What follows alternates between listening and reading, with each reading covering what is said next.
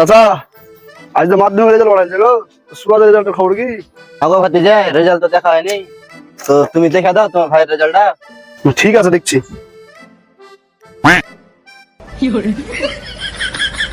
তোমার মেয়েটা তো ফেল গেছে চাচা। আমাদের তাকে সব সময় বলে পড়তে বাস তা পড়তেছ না, এখানে দেখেন কোনটা আলো দেখে। হ্যাঁ গো, ও করে তুমি চিল্লাছো কেন? বাথরুমে যা হাইয়াও শান্তি পাচ্ছি না আমি। কি আছে মানে তোমার জারুয়া বেটাটা যে ফেল করে দিয়েছে? ওইভাবে বলছো কেন গো? আমার তো একটাই বেটা, আবার নাই পরীক্ষা দিবে যে পাস করবে।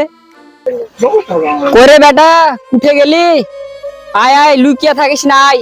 ফেল করেছিস তো কি আছে রে বেটা, আমিও ফেল করেছি বুঝতে পারলি, আবার পাস করবি পরীক্ষা দিলেই।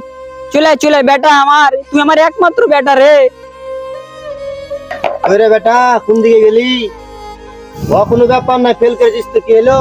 আমরা যখন পরীক্ষা দিই আমার স্কুলের হেডমাস্টারের বেটা ফেল করেছিল, পরের বার পরীক্ষা দিয়ে পাস করে নিবি। আয় আয় বাড়ি আয়। আব্বা আমি এখানে